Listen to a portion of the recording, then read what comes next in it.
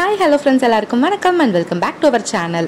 இப்போலாம் நம்ம சேனலுக்கு நிறைய கமெண்ட்ஸ் வந்துட்டு இருக்கு. ரொம்ப சந்தோஷமா இருக்கு. ரொம்ப தேங்க்ஸ். இதே போல எப்பவும் போல சப்போர்ட் பண்ணுங்க. மெயினா பாத்தீங்கன்னா ஷாரா லக்ஷ்மி அப்படின்றவங்க ஒரு கமெண்ட் கொடுத்திருக்காங்க. எனக்கு அளவு புரியல, ப்ளீஸ் ஒரே கப்ல ரேஷியோ சொல்லுங்க அப்படின்னு சொல்லிருக்காங்க. இந்த கமெண்ட் எதுக்காக வந்திருக்குன்னு பாத்தீங்கன்னா, இட்லி நல்லா சாஃப்ட்டா பந்து போல கிடைக்கிறதுக்கு எந்த லெவல்ல அரிசி உளுந்து சேர்க்கணும் அப்படின்னு நான் சொல்லியிருந்தேன். அதுக்கு எனக்கு புரியல, ரேஷியோ சொல்லுங்க கப்லன்னு சொல்லியிருந்தாங்க. வாங்க பார்க்கலாம். ஸோ அதுக்கு வந்து இன்றைக்கி நான் 2 பாத்திரம் எடுத்து வச்சுருக்கேன். அதில் வந்து அரிசி அளக்கிறதுக்காக ஒரு கப் எடுத்திருக்கேன். இந்த கப் வந்து நார்மலாக கடைகளில் கிடைக்கும்ல, 1 கப், 1/2 கப் அது மாதிரி. ஸோ அதில் வந்து 1 கப் அந்த அளவு தான் நான் எனக்கு எடுத்திருக்கேன். அந்த 1 கப்பில் பார்த்தீங்கன்னா 5 கப் அளவுக்கு அரிசி நான் அளந்து எடுத்துக்கிறேன். இது நார்மலாக கடையில் கிடைக்கிற புழுங்கல் அரிசி தான். நீங்கள் இந்த கப்பு தான் யூஸ் பண்ணணும் அப்படின்னு அவசியம் கிடையாது. உங்கள் வீட்டில் இருக்கக்கூடிய காஃபி குடிக்கிற டம்ளர் கூட நீங்கள் யூஸ் பண்ணி அளந்துக்கலாம். ஸோ இது 5 கப் அளவுக்கு அரிசி எடுத்திருக்கேன். அதுக்கு வந்து உளுந்து எந்த அளவில் எடுக்கிறோன்னு பார்த்தீங்கன்னா 1 கப் அளவுக்கு உளுந்து எடுத்துக்கலாம். இதில் நீங்கள் 3/4 கப் கூட நீங்கள் வந்து எடுத்துக்கலாம், அதுவுமே நல்லாயிருக்கும். இது வந்து நீங்கள் வீட்டுக்கு ஆட்டுறீங்க, ரொம்ப ஸ்பெஷலாக ஆட்டுறீங்க அப்படின்னா கண்டிப்பாக இட்லி வந்து அவ்வளோ சாஃப்டாக ஸ்பாஞ்சியாக இருக்கும், அதுக்கு ஹெல்ப்ஃபுல்லாக இருக்கும். ஸோ இது பார்த்தீங்கன்னா 1 கப் அளவுக்கு நான் எடுத்திருக்கேன். ஸோ உளுந்து பாருங்கள், இது வந்து எங்கள் ஊரில் மட்டுமே கிடைக்கக்கூடிய ஒரு ஸ்பெஷலான உளுந்து. அது என்ன பிராண்டு, என்ன நேம், இதெல்லாம் தெரிஞ்சுக்கணுன்னா நீங்கள் கீழே கமெண்ட் பண்ணுங்கள், நான் அதை பற்றி டீட்டெயிலாக போடுறேன். சூப்பராக உளுந்து காணும் இது. ஸோ இது கூட வந்து 1 டேபிள் ஸ்பூன் அளவுக்கு வெந்தயம் ஆட் பண்ணியிருக்கேன். ஸோ எங்களோட உளுந்து வந்து நல்லா வந்து சூப்பராக உளுந்து காணுது, அதனால வந்து நான் 1 கப் அளவுக்கு ஆட் பண்ணியிருக்கேன். இப்போ ரெண்டத்தையும் நல்லா அலசிட்டு ஒரு 3 to 4 டைம்ஸ் நல்லா கழுவிட்டு ஊற வச்சுருக்கேன். இது கிட்டத்தட்ட வந்து ஒரு 2 hours வந்து ஊறட்டும். உளுந்து வந்து 1 மணி நேரத்துலேயே நம்ம வந்து கல்லில் போட ஆரம்பிச்சிடலாம். ஸோ அரிசி கம்பல்சரி 2 hours மினிமம் இருக்கணும். நான் வந்து 1 மணி நேரம் கழித்து இப்போ வந்து வெட் கிரைண்டர் தான் எடுத்திருக்கேன். ஸோ வெட் கிரைண்டரில் பார்த்தீங்க அப்படின்னா நான் வந்து இந்த மாதிரி ப்ரெஸ் பண்ணுற மாதிரியான டைப்பு, ஸ்டீல் டைப் நான் யூஸ் பண்ணுறேன். ஸோ இதை வச்சு நல்லா அழுத்திட்டு ஒன்ஸ் வந்து செக் பண்ணிக்கோங்க. அண்ட் வந்து வைப்பர் வந்து பார்த்திங்கன்னா இந்த பக்கெட் எனக்கு இருக்கணும். ஸோ மேலே எனக்கு இன்ஸ்ட்ரக்ஷன் கொடுத்துருக்காங்க, அதுக்கு தகுந்த மாதிரி நான் வைப்பர் வந்து இந்த பக்கெட் நான் வச்சுருக்கேன். ஸோ இப்போ வந்து உளுந்தை வந்து போட்டுடலாம். அப்போ வந்து ஃபஸ்ட்டு நம்ம கல்லை ஓட விட்டுட்டு தான் நம்ம உளுந்து போடணும். கல்லையும் அந்த பாட்டமையும் நல்லா வாஷ் பண்ணி கழுவி எடுத்து வச்சுருக்கேன். இப்போ அதை ஓட விட்டுட்டு நம்மளோட உளுந்தை ஆட் பண்ணிடலாம். இட்லிக்கு மாவாட்டுறது வந்து ஒரு பெரிய டாஸ்க்லாம் கிடையாது, ரொம்ப ஈஸி அண்ட் சிம்பிள் தான். சின்ன டிப்ஸ் அண்ட் ட்ரிக்ஸ்லாம் நம்ம தெரிஞ்சுக்கிட்டோம் அப்படின்னா ரொம்பவே ஈஸியாக இருக்கும். ஸோ இப்போ வந்து உளுந்து அதில் போட்டாச்சு. உளுந்து போட்டோடனே நிறைய தண்ணி அதில் ஊற்றிடக்கூடாது. கொஞ்சமாக நம்ம ஊற்றி உளுந்தை வந்து நல்லா சாஃப்டாக நம்ம வந்து ஆட்டணும். உளுந்து எப்படி ஓடணும்னு பார்த்தீங்கன்னா நல்லா பந்து மாதிரி வரணும் உளுந்து. அப்போ தான் வந்து இட்லியும் நமக்கு நல்லா பந்து மாதிரி கிடைக்கும். அதே போல் உளுந்தை வந்து நல்லா நைஸாக தான் ஓட்டி எடுக்கணும், குறைன்னு ஆட்டக்கூடாது. அதனால சைடில் அண்ட் கல்லுக்கு சைடில் இடுக்கிலலாம் வந்து அந்த உளுந்து வந்து நின்றுக்கிட்டே இருக்கும். வெட் கிரைண்டர் பொறுத்த வரைக்கும் நம்ம பெரிய கிரைண்டரில் ஆட்டுறோம் அப்படின்னா 1 சைடு மட்டும் நம்ம எடுத்து விட்டால் போதும், வைப்பர் சைடு மட்டும். இது அப்படி கிடையாது. நமக்கு வந்து லைட்டாக தண்ணி தெளிச்சுட்டு இந்த கல்லுக்கு இடுக்கில் அப்புறம் சைட்லலாம் வந்து அந்த உளுந்து போய் ஒட்டிக்கும், அடியிலலாம் உளுந்து ஒட்டிக்கும். நம்ம பார்த்து எடுத்து விடணும். நம்ம ஒவ்வொரு உளுந்தும் ஒவ்வொரு மாதிரி இருக்கும். ஸோ அதுக்கு தகுந்த மாதிரி வந்து உளுந்தோட டைமிங், ஆடி முடிகிறதுக்கான டைமிங் எடுத்துக்கும். சில உளுந்தெல்லாம் ரொம்ப நேரம்லாம் எடுத்துக்கும், சில உளுந்தெல்லாம் 15 நிமிஷத்துலேயே ஆடி முடிஞ்சிடும்.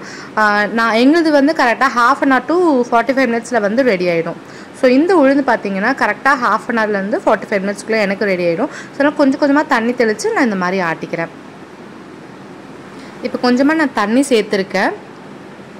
இப்போ இந்த தண்ணி சேர்த்ததுக்கு அப்புறமா சுற்றி நல்லா நான் கை வச்சு வலிச்சு விட்டுட்டேன். தண்ணி சேர்த்ததுக்கு அப்புறமா நான் வந்து ஒரு மூடியை போட்டு க்ளோஸ் பண்ணிக்கிறேன். ஒரு 5 to 7 minutes இடையில வந்து நம்ம இந்த மாதிரி வலிச்சிக்கலாம். இது பார்த்திங்க அப்படின்னா சூப்பராக வந்து ஓடி முடிஞ்சிருச்சு. எனக்கு வந்து 40 minutes டைம் எடுத்துச்சு.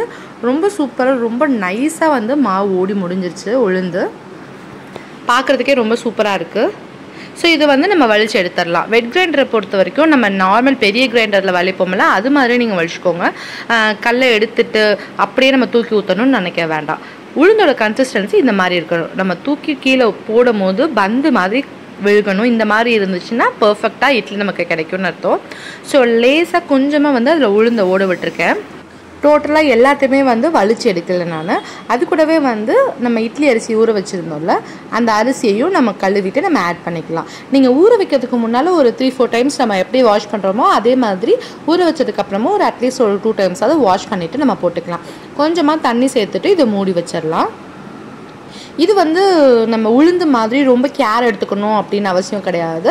ஸோ நீங்கள் அப்பப்போ வந்து நீங்கள் தண்ணி தெளித்து லைட்டாக வந்து ஸ்க்ராப் பண்ணி விட்டு நீங்கள் ஓட்டி விட்டால் போதும். அந்தளவுக்கு கேர் பண்ணணும்னு அவசியம் இல்லை.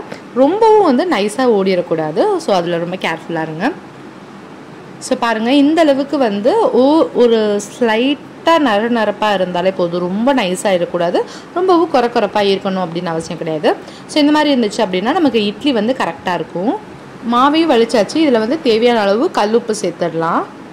சேர்த்துட்டு இப்போ பாருங்களேன், உளுந்தும் அரிசி மாவு வந்து கிட்டத்தட்ட ஈக்குவல் அமௌண்ட்டில் இருக்கணும். அப்படி இருந்துச்சுன்னா தான் நமக்கு பர்ஃபெக்டாக இருக்குன்னு அர்த்தம். நம்ம கரெக்டாக ஆட்டியிருக்கோம். ஸோ இப்போ இந்த உளுந்தையும் அரிசியையும் ஒன்றா போட்டு நம்ம கலந்துடலாம்.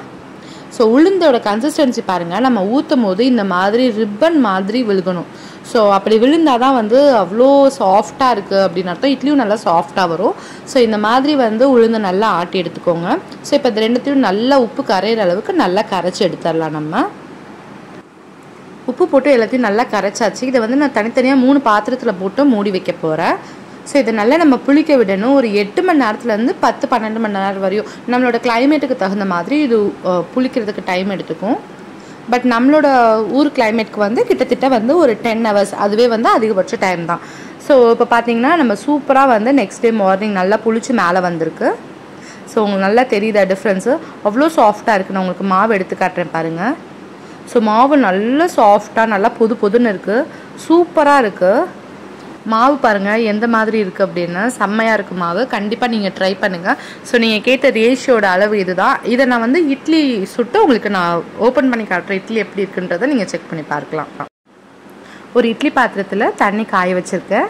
தண்ணி சூடானதுக்கப்புறமா நம்மளோட இட்லி தட்டில் ஊற்றிட்டு இதை நம்ம மூடி வச்சிடலாம். இட்லி வேகிறதுக்கு வந்து 10-12 நிமிஷம் டைம் எடுத்துக்கும். நீங்கள் புது மாவாக இருந்துச்சு அப்படின்னா நீங்கள் 10-12 நிமிஷத்தில் நீங்கள் அதுக்கு முன்னாடியே நீங்கள் செக் பண்ணி எடுத்துக்கலாம். லைட்டாக தண்ணி தெளிச்சுட்டு கை வச்சோ இல்லை வந்து ஒரு கத்தி விட்டோ செக் பண்ணி பாருங்கள். நமக்கு ஸ்மூத்தாக வந்துச்சு, எதுவுமே ஒட்டலைன்னா நம்ம இட்லி இந்த மாதிரி வெளியில் எடுத்துடலாம். பாருங்கள் இட்லி எப்படி இருக்குன்னு. சூப்பராக இருக்குது. நல்லா பந்து மாதிரி நல்லா சாஃப்டாக இருக்குது. ஸோ நீங்கள் கேட்ட ரேஷியோ உங்களுக்கு நான் ஷேர் பண்ணியிருக்கேன். உங்களுக்கு இந்த வீடியோ பிடிக்கும் அப்படின்னு நம்புகிறேன். பிடிச்சிருந்தா மறக்காமல் லைக் பண்ணி ஷேர் பண்ணுங்கள். இட்லியோட அந்த சாஃப்ட்னஸை வந்து உங்களால் பார்க்கும் போதே ஃபீல் பண்ண முடியும். இது போல் உங்களுக்கு வேறு ஏதாவது டவுட்ஸ் இருந்துச்சுன்னா மறக்காமல் கீழே கமெண்ட் செக்ஷனில் கேளுங்க. நான் இது போல் இன்னொரு வீடியோ நான் அப்லோட் பண்ணுறேன். ஸோ உங்களுக்கு நான் இட்லியை நான் பிச்சு காட்டுறேன் எந்தளவுக்கு சாஃப்டாக இருக்குது அப்படின்னு. பாருங்கள் இட்லி எந்த அளவு சாஃப்டாக இருக்குன்னு, உள்ளுக்குள்ளே எந்த அளவுக்கு சாஃப்டாக இருக்குன்னு பார்க்குறவங்க நல்லா ஃபீல் பண்ண முடியும். அந்த அளவுக்கு ஸ்பாஞ்சியாக இருக்கும் நல்லா சாப்பிடும் போது. கண்டிப்பாக உங்கள் வீட்டில் நீங்கள் ட்ரை பண்ணி பார்த்துட்டு உங்களோட ஃபீட்பேக்கை கீழே கமெண்ட்டில் சொல்லுங்கள். உங்களுக்கு இந்த வீடியோ பிடிச்சிருந்தா மறக்காமல் லைக் பண்ணி உங்கள் ஃப்ரெண்ட்ஸ் அண்ட் ஃபேமிலிஸோட ஷேர் பண்ணுங்கள். ஸோ உங்களுக்கு இந்த வீடியோவில் இருக்கக்கூடிய கண்டென்ட் யூஸ்ஃபுல்லாக இருக்குன்னு நினச்சிங்கன்னா மறக்காமல் நம்ம சேனலை சப்ஸ்கிரைப் பண்ணிக்கோங்க. So keep on smelling. Thank you very much வாட்சிங் திஸ் வீடியோ. பை.